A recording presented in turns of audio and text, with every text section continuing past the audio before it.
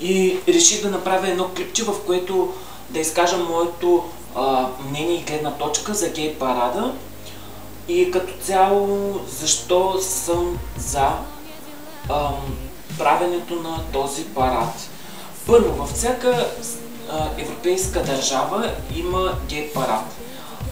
Мисля, че дори не трябва точно да се приема като такова, защото то не е точно и гей парад, защото то е на различните хора и в него даже има и нормални хора, които се присъединяват, което е супер яко, защото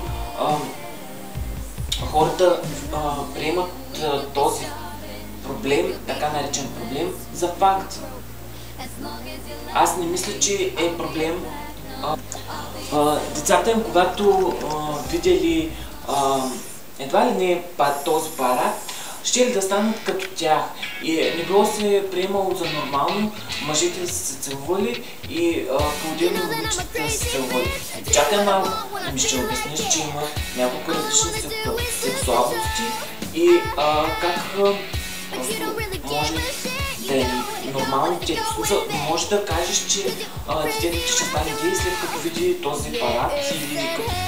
И то някакъв цветен фестивал. За мен, аз лично го приемам като един цветен фестивал с музика и с танци. И, дори който е забавен смисъл, аз не виждам какво пречи. И първото, което е, дори нашия фестивал е малко по-удържан от другите, което за мен лично аз го приемам за нещо нормално. Да, в смисъл, децата навсякъде могат да видят голи хора и хомосексуални.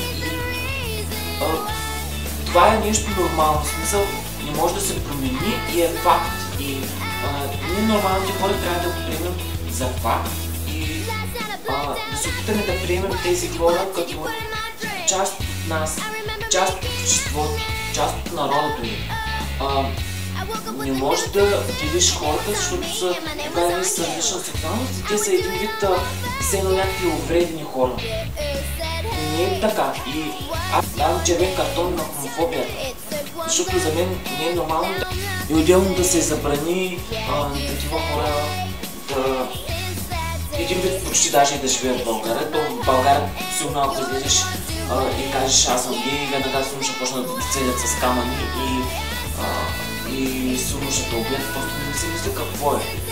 И не искам да се поставям на място на тези хора, защото сигурно е супер гадно и да, са супер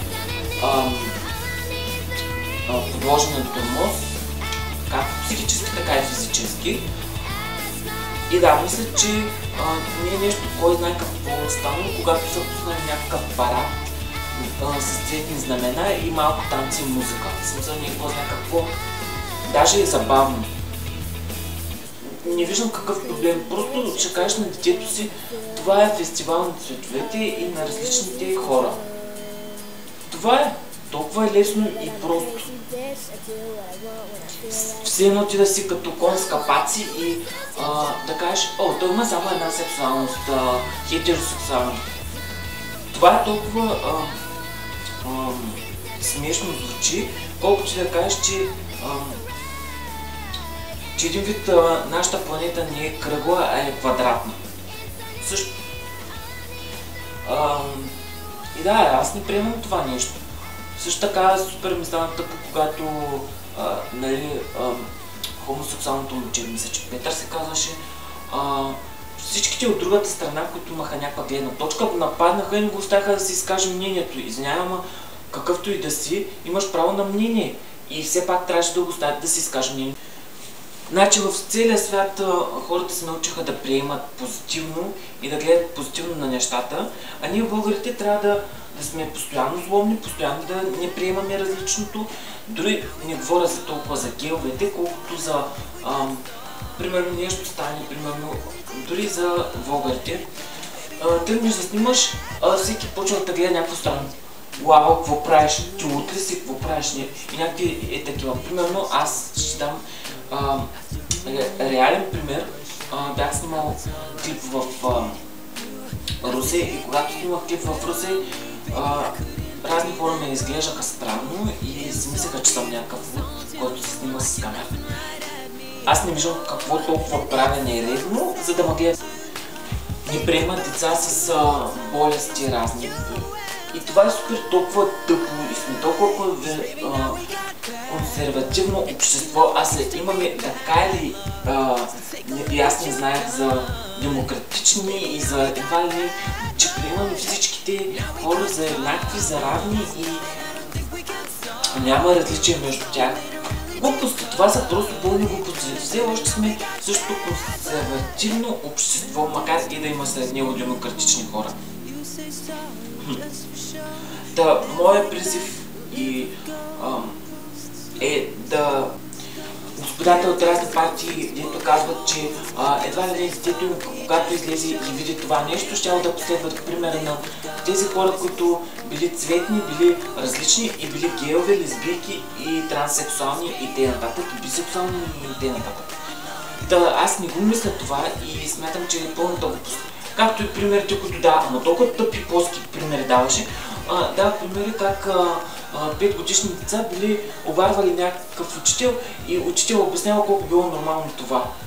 Това са супер плоските примери. Естествено, че това не е нормално и това граничи с педофилия. Така че малко си осъзнайте, хора, и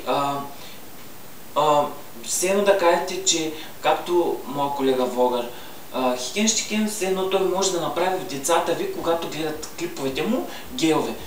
Толкова е много ничего и тъпо, че граничи буквално с това, че се едно съществуват еднорози и такива работи. И магии и тем подобни. Супер е тъп. Малко трябва да сме защото повярвайте, ако вие бяхте от страната на различните хора, никак нямаше да ви бъде приятно, че нормалните хора ви приемат за странни, за някакви грешки на природата и едва ли не за цялостен проблем на обществото и нещо, което трябва да се изкорени един вид. А то не трябва. То е нещо, което човек се ражда с него. Хомосексуален не ставаш, а ти се раждаш такъв. И както и с другите сексуалности. Така че престанете с тия глупави социалистически и задръстени едва ли не, че ще убиете детето си, ако то е хомосексуално и че няма да го извеждате навън и че той не трябва да излиза навън, защото е хомосексуалист. What the fuck? В смисъл, ти трябва да приемаш детето си, каквото и да е, и трябва да приемаш различните хора, в смисъл, не че трябва, ами то в принцип е нормално да ги приемеш, защото целият свят е различен, не може всичко да е еднакво. Надявам се да сте разбрали правилно моето мнение и апела ми към вас е просто приемайте различните, защото те не искат да са различни, а искат да са като нормалните хора и да са нормална част от обществото. И по толкова прост начин може да се отбегнат въпроси, които са трудни за обяснение. Така че аз не виждам толкова голям проблем и децата ви едва ли ще станат гейове от това, когато видят дадени хора да танцуват на някакъв камион или примерно да танцуват по улицата. Аз не виждам нищо нередно.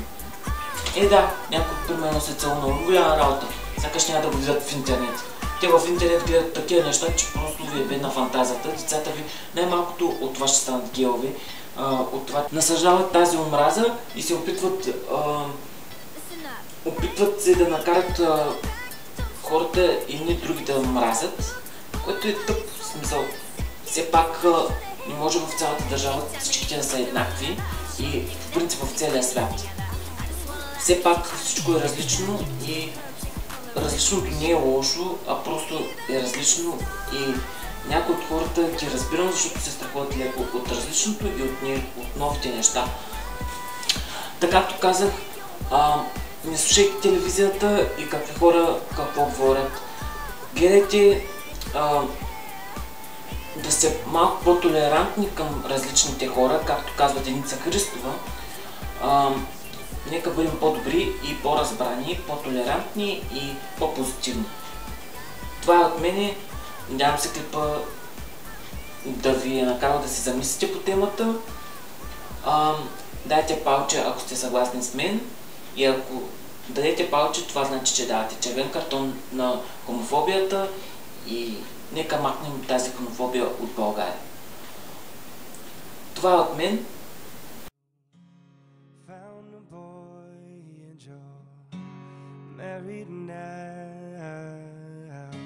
I heard that your dreams came true. Guess he gave you things I didn't give to you.